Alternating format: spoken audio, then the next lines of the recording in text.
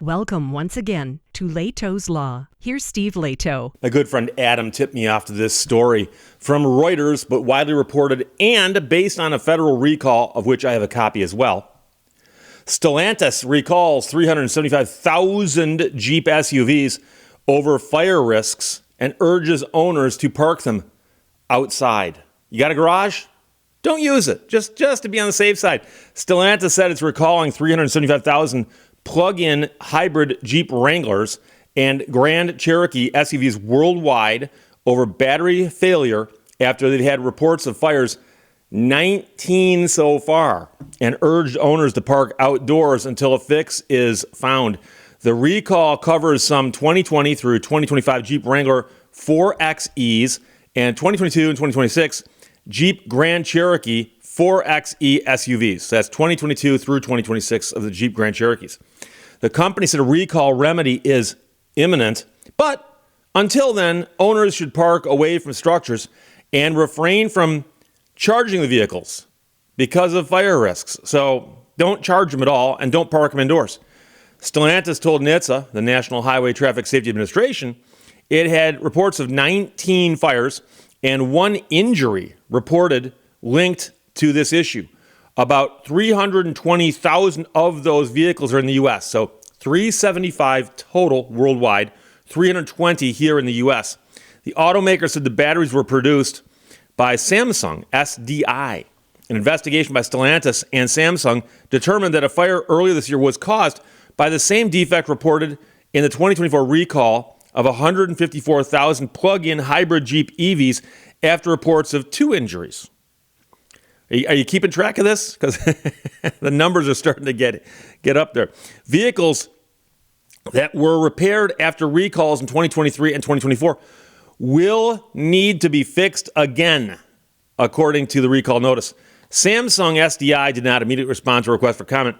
Stellantis said it had received 9 reports of fires originating from the battery in the plug-in Jeep Wrangler and Grand Cherokee vehicles that received software in the 2024 recall, and 10 fires from batteries outside the scope of that recall.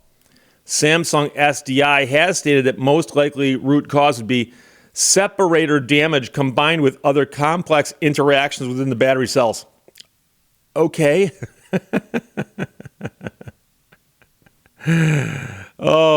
So that's the entire story from Reuters, but the actual recall itself, you can find this on NHTSA's own website, NHTSA.gov, the National Highway Traffic Safety Administration. And by the way, it's one of my favorite websites. I've been telling people about this website for years, haven't mentioned it lately. You can go there and find all kinds of stuff. You can type in the VIN of your vehicle and find out if it has any recalls on it, open or otherwise. And you can also go there and type in a make and model of a car and the year, and it'll tell you if they've gotten complaints from consumers about that vehicle. And I can tell you that I've had someone call my office and say, Steve, I got this problem with the car. And I took it to the dealership, and they said, we've never heard of this before. And frankly, it's almost like they don't even believe me. And so I advised them to go to NHTSA and look it up, and they come back and go, yeah, there's 75 reports of this car doing the exact same thing. Oh, they know. They're just playing the old. They're gaslighting you. So in the NHTSA notice, it says that owners should park their vehicles outside and not charge them until they're repaired. But because these are plug-in hybrids, I presume they can be driven on their old gasoline engine, right? So Chrysler has issued that new recall for 320,065 of those Jeep Wrangler plug-ins and plug-in hybrids, and also 2022 to 2026 Jeep Grand Cherokee plug-in hybrids due to the risk of fire while parked or driven. And this does remind me of an incident, and I've mentioned this one before, and people want to argue with me about it because there have been several companies that had problems with their ignition switches. General Motors famously had problems with their ignition switches less than 10 years ago because I talked about it on this channel. However, Ford Motor Company had a problem with something in the ignition setup in the column that could occasionally spark a fire. And at one point in time, they had to advise people, don't park indoors because of this problem. Because if the vehicle goes up in flames, parked in a garage, the garage can go up in flames. So that, of course, is, a bad situation. So the sad part is that I'm not going to read the entire recall notice because a lot of it is repetitive of the Reuters article. But remember that these vehicles were, many of them, previously recalled and remedied under the NHTSA recall number 24V-720. So you might be able to type in your VIN if you got one and see, oh, it's already had this recall taken care of. This one is now open. So that's 19 fires they know of, and 9 of them had already been upgraded with the software remedy.